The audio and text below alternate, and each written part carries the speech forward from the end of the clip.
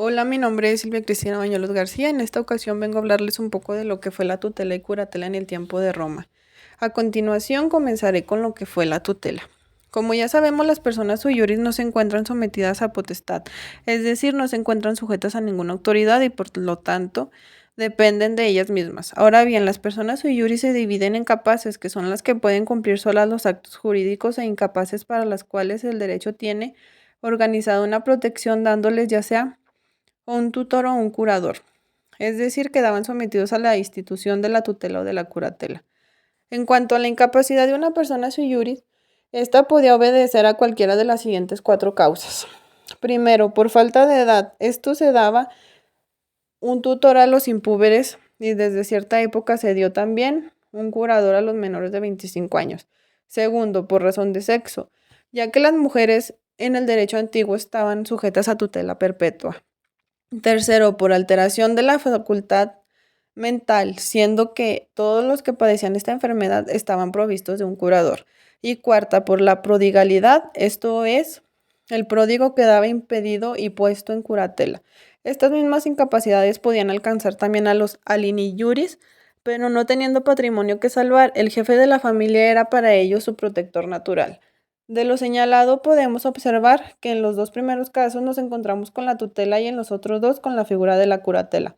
Definamos entonces qué es la tutela y posteriormente expliquemos brevemente cada uno de los casos. En el digesto es un fragmento de Paulo. Este autor afirma que Siervo Sulpicio define la tutela como el poder dado y permitido por el derecho civil sobre una cabeza libre a efecto de protegerlo en virtud de que a causa de su edad no puede defenderse por sí mismo. En la tutela de los impúberes, la función primordial del tutor lo era el buen manejo de la fortuna del pupilo y no la de ocuparse directamente de su guarda y educación. Por tal razón debía efectuarse un inventario solemne de los bienes pertenecientes al pupilo para que, con base en el mismo, le fueran restituidos. Para poder ejercer la tutela eran necesarios los siguientes requisitos: ser libre, ser ciudadano romano, de sexo masculino y mayor de 25 años. En cuanto a los tipos de tutela, tenemos que estos eran tres. La tutela testamentaria, que era cuando el pater familias designaba un tutor para sus hijos en su testamento. La tutela legítima, que se daba cuando no existía tutor testamentario y se tenía que llamar al agnado más próximo del pupilo, es decir, al pariente más cercano por línea paterna. Y la tutela dativa, que ocurría cuando no existiese ningún agnado del pupilo y entonces el magistrado era el encargado de nombrar al tutor. Al término del desempeño de su cargo, el tutor debería en todos los casos rendir cuentas al pupilo en relación con los bienes cuya administración le fue encomendada. En el caso de la tutela perpetua de las mujeres, tenemos que la mujer en principio estaba siempre bajo la tutela de una persona, puesto que su capacidad estaba limitada para llevar a cabo determinados actos. La tutela perpetua de las mujeres podía pertenecer a cualquiera de los tres tipos de tutela que previamente mencionamos: tutela testamentaria, legítima y dativa. La tutela de las mujeres caería en desuso en el periodo imperial. El tutor de la mujer puber no tiene más cargo que dar su autorización para ciertos actos, y como no administra, no tiene que rendir cuentas al final de la tutela. En el siglo V de nuestra era, esta institución desaparece de forma definitiva. Una vez que hemos hablado brevemente de la tutela, pasemos entonces a tocar el tema de la curatela. Según la ley de las 12 tablas, caía bajo el régimen de curatela los furiosi y los pródigos.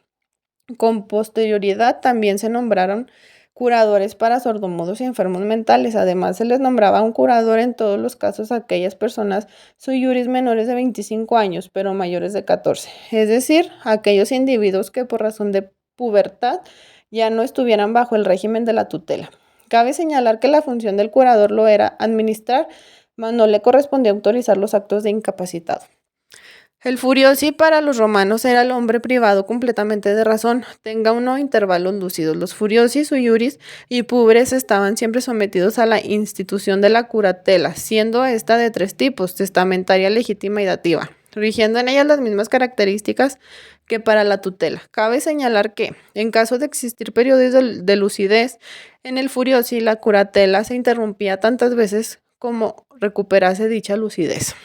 En cuanto a los llamados pródigos, estos estaban sujetos a curatelas porque eran aquellas personas que sin causa justificada dilapidaban el patrimonio heredado. de sus ancestros. Es decir, eran las personas que se gastaban toda la herencia sin ton ni son, sin control ni beneficio alguno. En este caso, la curatela se iniciaba al momento en que, por medio de un decreto del magistrado, se declaraba el estado de interdicción y concluía con un decreto en el que se manifestaba la corrección de la conducta del pródigo. De la curatela de los menores de 25 años podemos señalar que esta se dio a consecuencia de considerar que los mayores de 14, pero menores de 25, se encontraban intelectualmente en desventaja ante los individuos que rebasaban su edad. Por último, el pupilo impuber podía estar también sujeto al régimen de la curatela, junto con el de la tutela de los siguientes casos exclusivamente. Un proceso entre el pupilo y el tutor. Si el tutor interrumpía temporalmente su tutela y mientras se dignaba un tutor en caso de que el tutor nombrado no fuera capaz de administrar los bienes del pupilo. Bueno, hasta aquí concluyo con mi investigación. Espero haya sido de su agrado. De nueva cuenta me despido. Soy Silvia Cristina Bañuelos García.